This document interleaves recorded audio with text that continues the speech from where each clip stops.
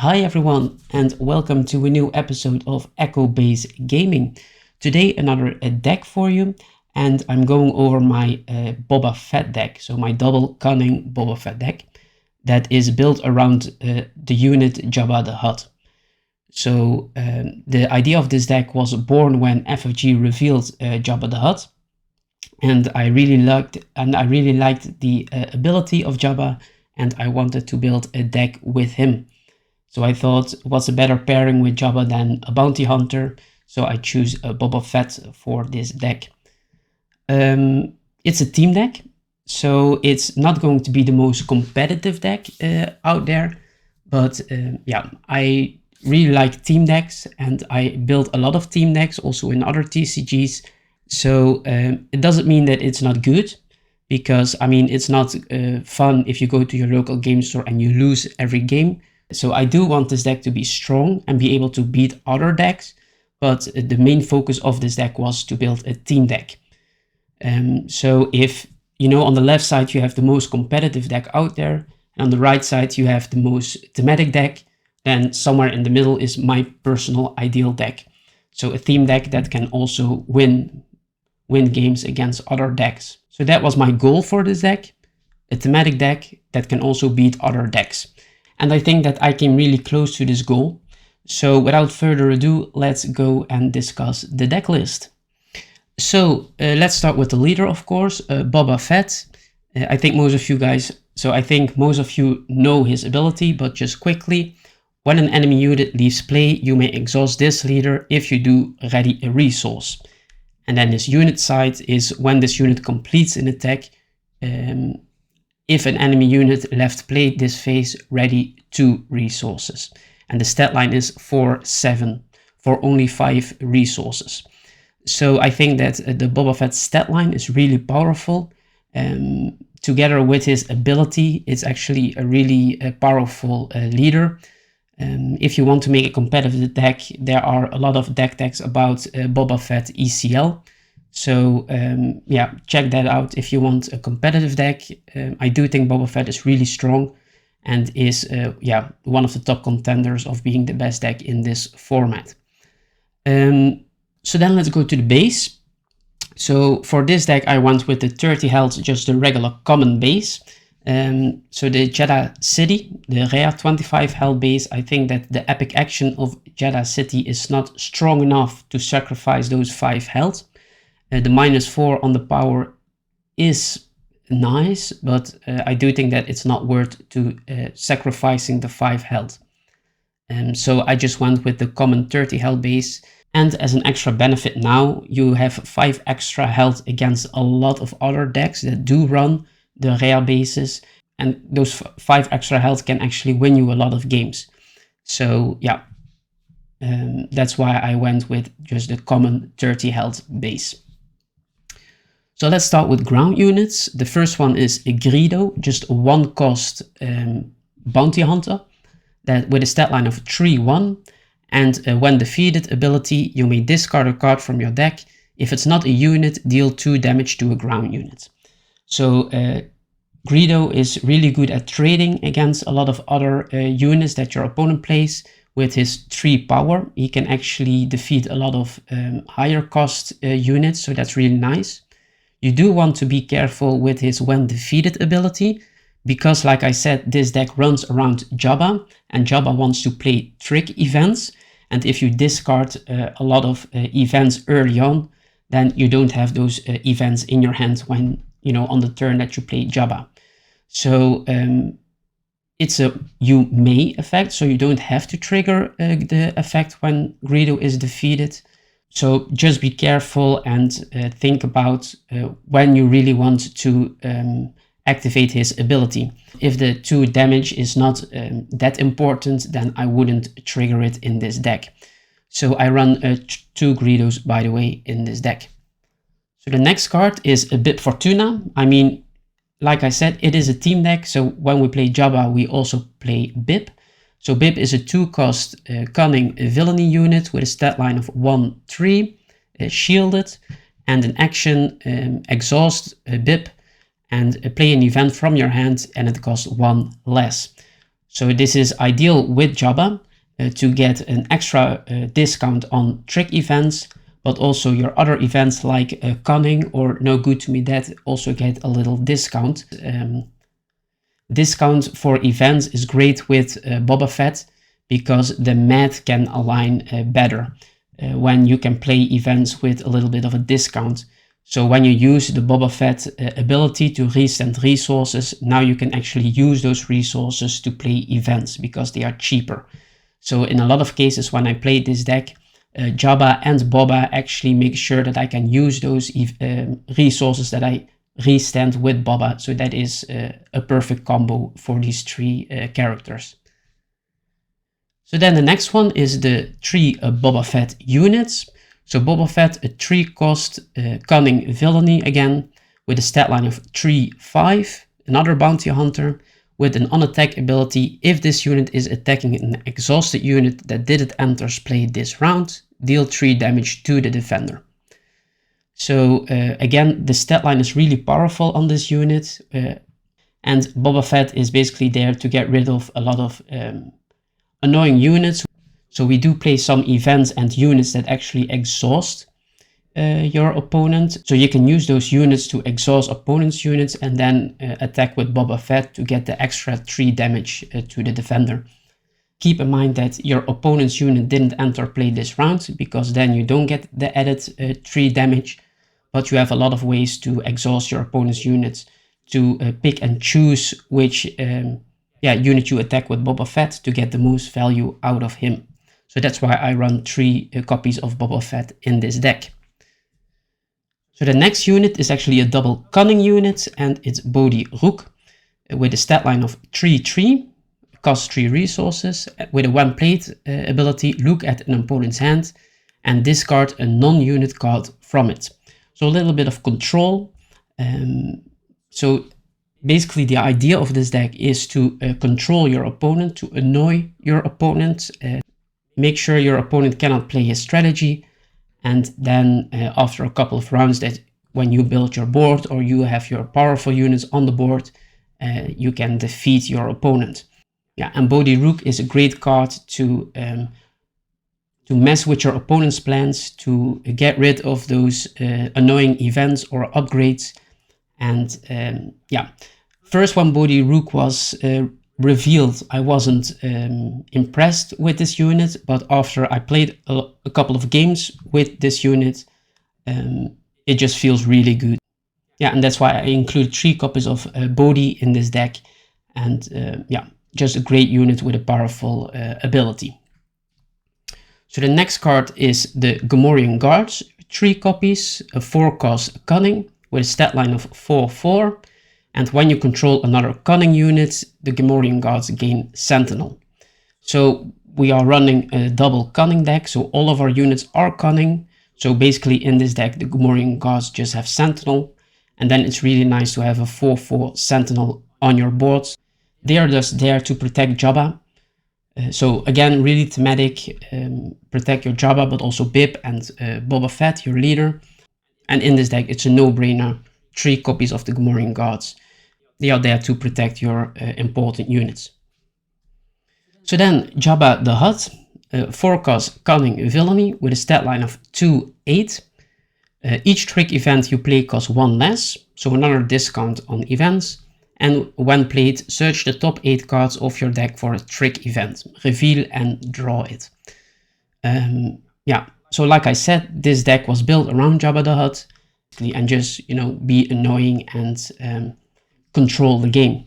So the 8 HP is really strong for a unit like this. He's not there for his power value, but most of the time he's not there to attack your opponent's base. He's there to play the trick events on a discount. And so then the next card, another bounty hunter, Bosk, 3 copies, 5 cost Cunning Villainy with a stat line of 4/5, an ambush, and when you play an event, you may deal 2 damage to a unit.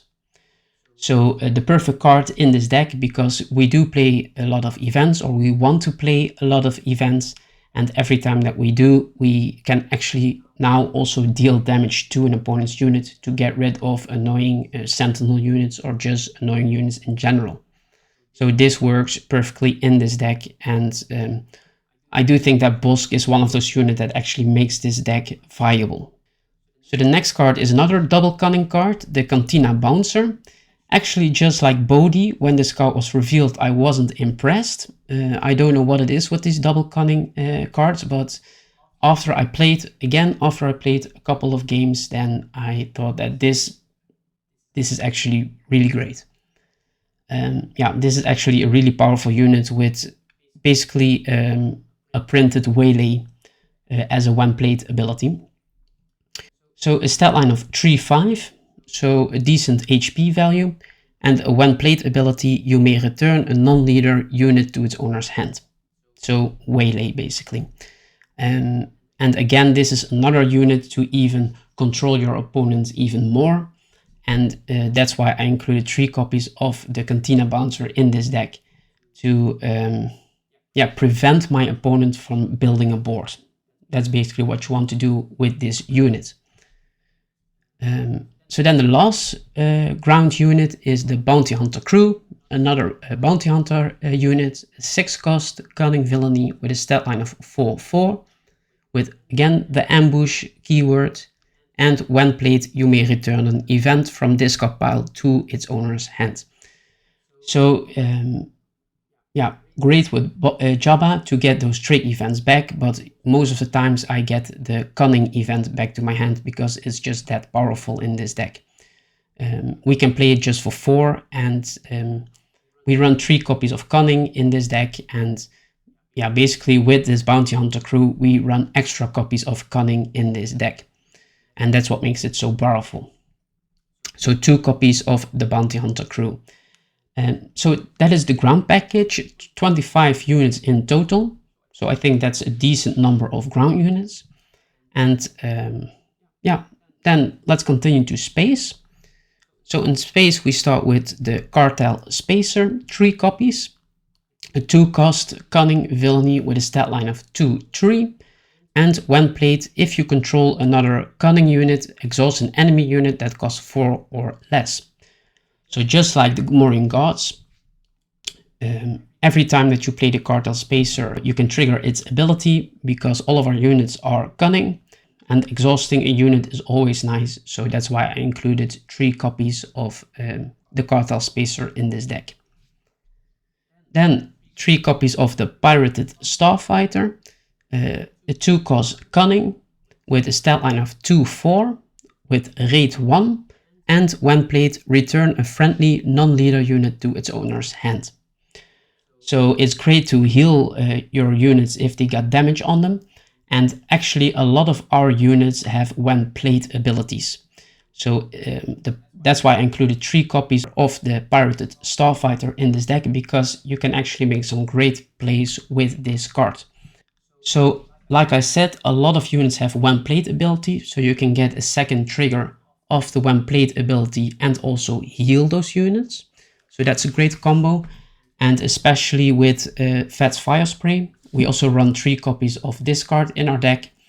And play the Fire Spray, you trade with the Fire Spray, you receive a little bit of damage. After that you play the Pirated Starfighter, get the Fett's Fire Spray back to your hand.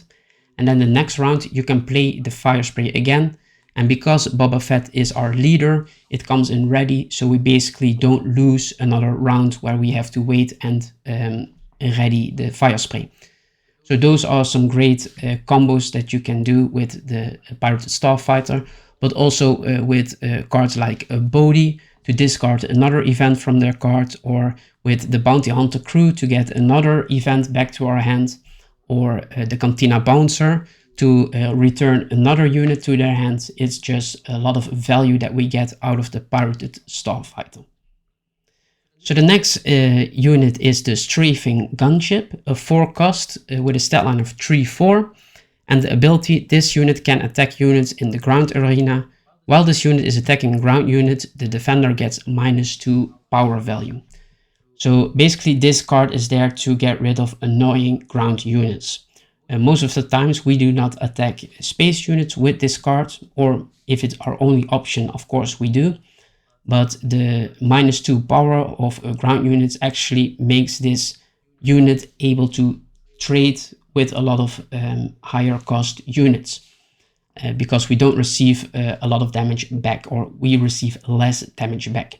Yeah, it's a great card to get rid of annoying ground units, and it's actually also a card that can circumvent sentinels on the ground to go after those important units that they want to protect.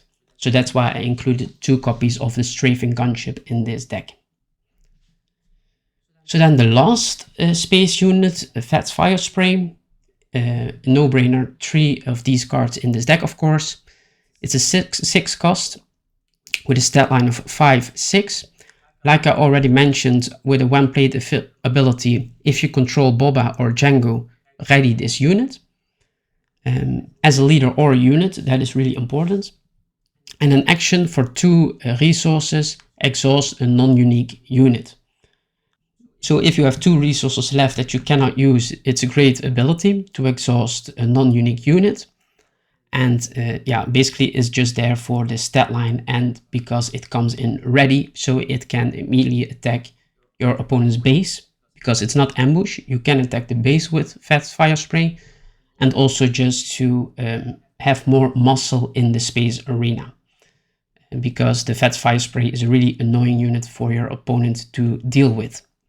So that's the space, 11 units in space. So then let's continue to the events. So we start with 3 copies of Shoot First, our first trick event.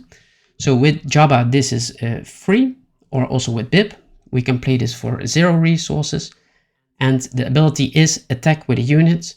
It gets +1 attack value, or power value I should say, for this attack, and it deals its combat damage before the defender. So now my units can attack opponent's units without receiving damage back. And with that +1 power, we can actually trade up. So we can defeat units that cost more resources than our units, basically. Not always, of course, but that's the idea of this unit, to trade against better units of our opponent without receiving any damage back. So then the next trick event, Asteroid Sanctuary, a 2 cost, exhaust an enemy unit and give a shield token to a friendly unit that costs 3 or less. I run 2 copies of Asteroid Sanctuary. Again, with Jaba, this costs only 1 resource, and if we also have Bib on the board, we can actually play the Asteroid Sanctuary for free. And yeah, exhausting an enemy unit, like I said, is just there to take the tempo out of my opponent's strategy, and to exhaust their important units with a lot of power value or on attack ability. And the shield that I can give to a friendly unit is just added bonus, in my opinion. So I run 2 copies of Asteroid Sanctuary in this deck. Then 3 copies of No Good to Me Dead. So this is not a trick event, but it's just too powerful not to include in this deck. It's a 2 cost, exhaust a unit. That unit can't ready this round. So it's basically there to exhaust leader units. Again, to mess with my opponent's tempo. And exhausting a leader for 2 rounds is actually really powerful. And yeah, like I said, can really take the tempo out of my opponent's strategy. Yeah, that means that I have some extra time to make a plan to get rid of their leader. And that's what makes this unit so strong. So if you have this in your hand early on, I would always recommend save it for when your opponent plays their leader and then play this event. Then 3 copies of Waylay, which is another trick event. Return a non-leader unit to its owner's hand. So yeah, imagine playing this for just 1 resource with Jaba and Bib. I mean, you can start to see the power of this deck is just really annoying for our opponent. And this is another card that actually buys us time to build a board and with Bosk, for instance, deal damage. So that is, again, the goal of a lot of cards in this deck. Mess with your opponent's tempo and make sure that you can become the aggressor, even against aggressive decks and against control decks, to slow their control down by, by discarding their events, or bounce their sentinels back to the hand, and things like that. So then the last event, 3 copies of Cunning. I mean, it is a double Cunning deck, so an auto includes in this deck, I think. 4 cost, again with a BIP 3 cost. Choose 2 in any order, return a non-leader unit with 4 or less power to its owner's hand, give a unit plus 4 power for this phase, exhaust 2 units, and an opponent discards a random card from their hand. So 4 really powerful options. Most of the times I choose for the exhaust and the plus 4 power on my opponent or on my units, and basically this allows me to trade with powerful units from my opponent, so like Star Destroyers or the Darth Vader or Luke Skywalker unit. So now I can actually defeat those units, and the exhaust 2 units is again to take the tempo out of their strategy, and it's really good against aggressive decks. But the flexibility of this card is what makes it so good. So if you know that your opponent has a really powerful card in hand, you can make him discard a random card from their hand. Or if you need to get rid of an annoying unit, you can choose the return a non-leader unit to your opponent's hand, which also again triggers the Boba Fett ability. So that's an added bonus in my opinion. So 14 events. That's the deck, the 50 card deck. So I also included a sideboard for this video. So 2 copies of Surprise Strike.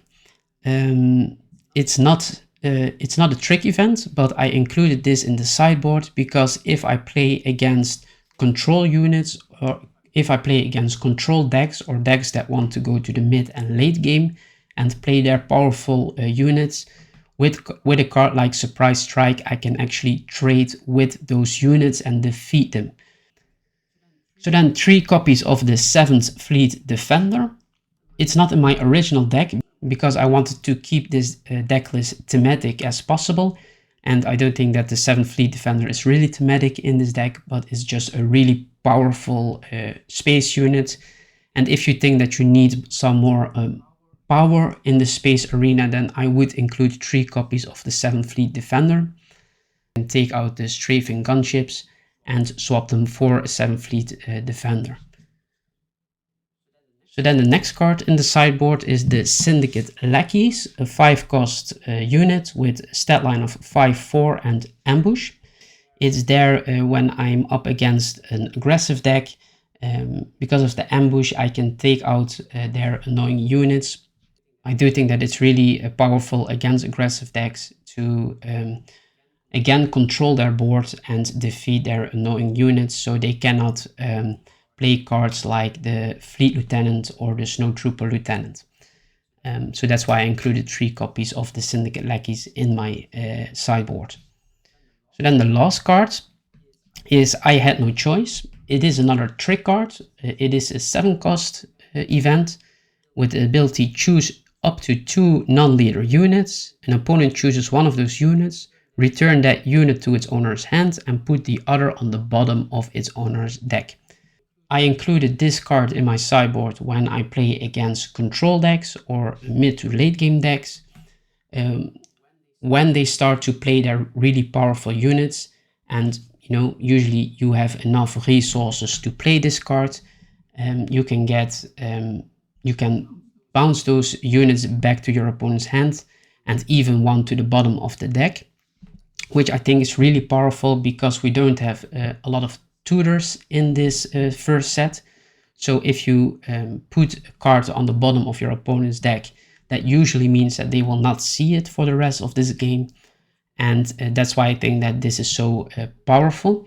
Again, with a Boba and Bib, you can play this for 5, and yeah, that's why I included 2 copies. I don't think that it's really powerful against aggressive decks, because I think the power of this card is it can bounce expensive units back to your opponent's hand or to the bottom of their deck. So I would put this card in my deck when I play against those decks, mess with their end game, and prevent them from defeating me, basically. Yeah, so that's the sideboard and the deck. So how you want to play this deck, I quickly touched upon this during this deck tech, but I'm going to quickly talk about it again now. So the idea of this deck is to control your opponent, to make them use their resources as inefficient as possible, and then buy time for you to set up your board with Bib, with Jaba, with Bosk, and with Boba Fett, of course, and then deal enough damage to win the game. So against aggressive decks, you really want to get rid of their annoying units as fast as possible. We do have a lot of low-cost units and events to actually prevent aggressive decks from building a board. But also against more of a control decks or mid to late game decks, we also have enough resources to get rid of their powerful units by either exhausting them or bouncing them back to their hand. So yeah, that's basically the game plan for this deck. Buy time, set up your own strategy, and then hopefully you are able to do enough damage to your opponent's base, deal damage to, and before that they can deal 30 damage to your base. So that's also why the 30 health base is perfect for a deck like this, is it gives us just a little bit of extra time for us to be able to set up and have a powerful board state. So hopefully you enjoyed this deck list. Try it out for yourself, bring it to your local weekly play and test it out. Like I said, the intention of this deck is not to be the most competitive deck. It's just a fun team deck that can still win matches. And I do think that if you like the deck that you play, if you like the cards that are in the deck, that you automatically play better. That's just my personal experience with TCGs. And yeah, that's why I like team decks so much, and I usually build team decks in a lot of TCGs. So if you enjoyed this video, please like, comment and subscribe to stay tuned for our future videos. And for now, have a nice evening and until next time. Bye.